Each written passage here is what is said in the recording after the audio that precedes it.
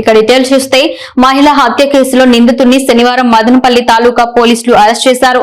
CA ఎన్ శేఖర్ మీడియాకు తెలిపిన వివరాల ప్రకారం మదనపల్లి సిటిఎం రోడ్ తట్టివారిపల్లె చెరువు కట్ట వద్ద ఈ నెల 13న గుర్తు తెలియని మహిళ అనుమానాస్పద స్థితిలో చనిపోయి ఉన్న మృతదేహం లభ్యమైందన్నారు.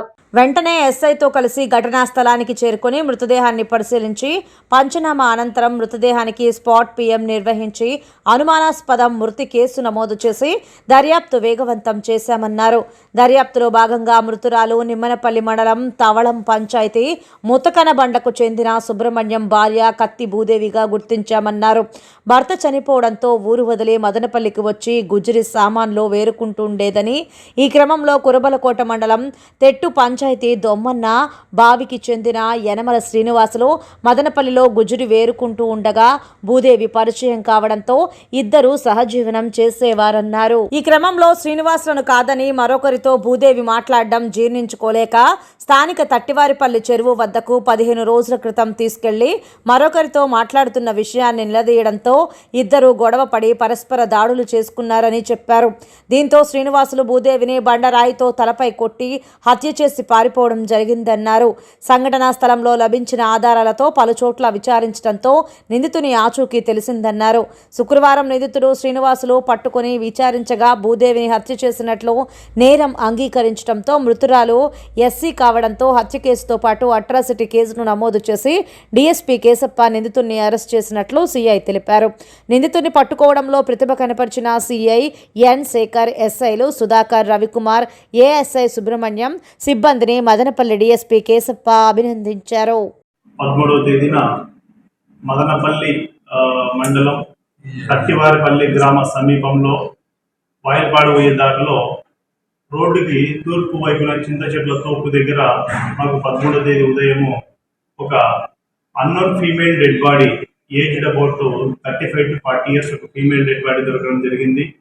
అక్కడ తట్టివారిపల్లి పంచాయతీ విఆర్ఓ గారి యొక్క కంప్లైంట్ మేరకు కేసు నమోదు చేయడం జరిగింది. ఇందులో భాగంగా ఇన్వెస్టిగేషన్లో భాగంగా మేము క్రైమ్ నెంబర్ 376 అండర్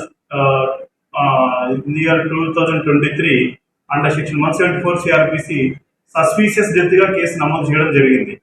ఈ కేసు నమోదు చేసిన తర్వాత కేసు దర్యాప్తులో భాగంగా ఆ వ్యక్తి యొక్క ఆధారాలు, ఆ వ్యక్తి దగ్గర ఉన్నటువంటి వస్తువులని ఆధారం చేసుకుని ఆమె యొక్క శారీ కానీ, పెట్టికోటు, జాకెట్, ఆమె బిలాంగింగ్స్ ని మేము ఆధారం చేసుకుని వాటి ద్వారా పాంప్లెట్స్ అన్ని కూడా రెడీ చేయించేసి మన అన్నమయ్య జిల్లాతో పాటు చుట్టుపక్కల జిల్లాల్లో untraced missing cases, women missing cases aged about 30 to 40 years ఉన్నటువంటి కూడా మేము వెరిఫై చేయడం జరిగింది. అందులో భాగంగా కొన్ని పోలీస్ స్టేషన్లలో కొన్ని అన్ట్రేస్డ్ కేసెస్ ఉంటే వాళ్ళతో కూడా కంపారిజన్ చేసుకోవడం జరిగింది. అక్కడ కూడా ట్రేస్ కాలేదు.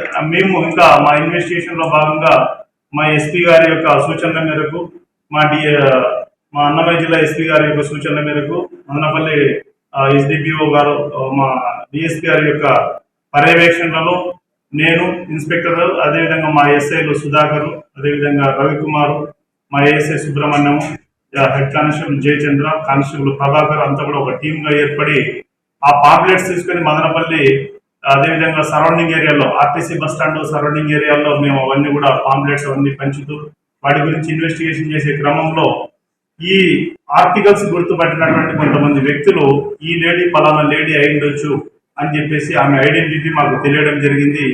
ఆమె వృత్తిరీత్యా బస్టాండ్ చుట్టుపక్కల ప్రాంతాల్లో వేస్ట్ వాటర్ బాటిల్స్, కార్డ్బోర్డ్ పీసులు, గుజిరీ సామాన్లు తీసుకొని వాటిని సేకరించి ఆ గుజిరీ షాపులలో అమ్ముకొని వాటి ద్వారా వచ్చే డబ్బులతోని ముక్కోటి ఏకాదశి సందర్భంగా మదనపల్లి పట్టణంలో ప్రాచీన ప్రసన్న వెంకటేశ్వర స్వామి దేవాలయంకు వేకువజాము నుండి ఉత్తర ద్వారం నుండి దైవ దర్శనం కల్పించడంతో భక్తులు పోటెత్తారు.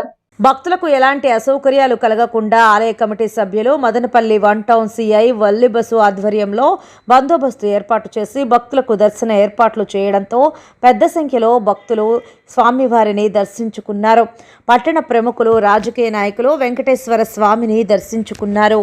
గత ఆదివారం జడ్చర్ల సమీపంలో జరిగిన రోడ్డు ప్రమాదంలో స్వల్ప గాయాలతో బయటపడిన మాజీ ఎమ్మెల్యే షాజహాన్ బాషను శనివారం తమ్మళ్లపల్లి మాజీ ఎమ్మెల్యే ఏవి లక్ష్మీదేవమ్మ, రాజంపేట పార్లమెంట్ ఎంపీ అభ్యర్థి Sugavasi Balasubrahmanyam, Janasena party Rayalaseema co convenor Gangarapu Ramadas Chowdary, BJP నాయకులు గుత్తా హరికృష్ణలు శనివారం షాజహాన్ బాష స్వగృహంలో కలిసి పరామర్శించారు.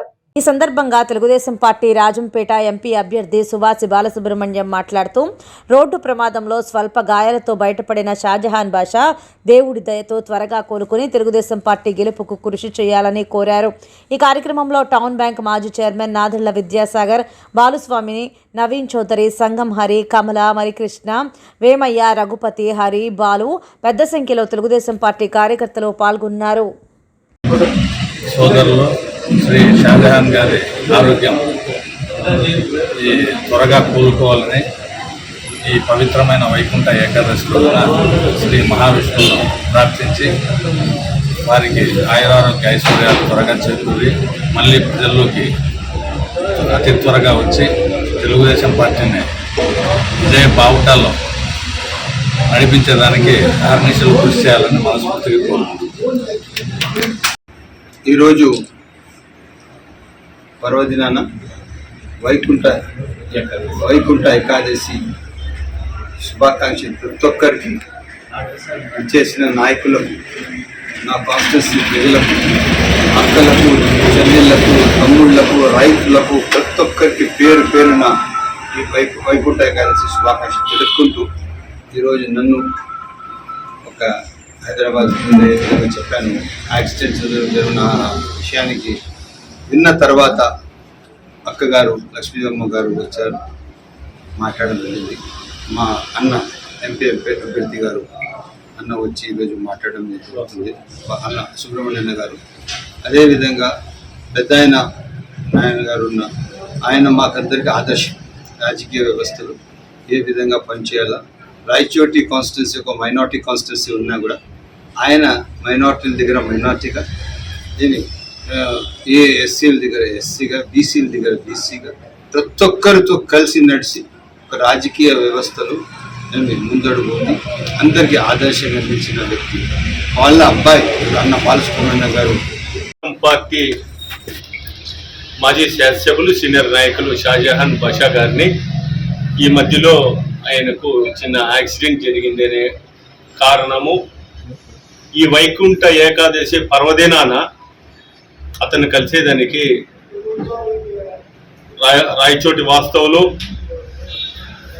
మాజీ పార్లమెంట్ సభ్యులు పాల్కొన్ రాయన్ గారి కుమారుడు బాలసుబ్రహ్మణ్యం గారు ఈ నియోజకవర్గ రాజంపేట అభ్యర్థి. నియోజకవర్గ ప్రజలందరికీ, అక్క చెల్లెలకి అందరికీ పండగ సందర్భంగా శుభాకాంక్షలు. ఈ నాయకులకు, కార్యకర్తలకు అందరికీ కూడా మంచి జరుగుతుందని ఈ సందర్భంగా కోరుకుంటున్నాను.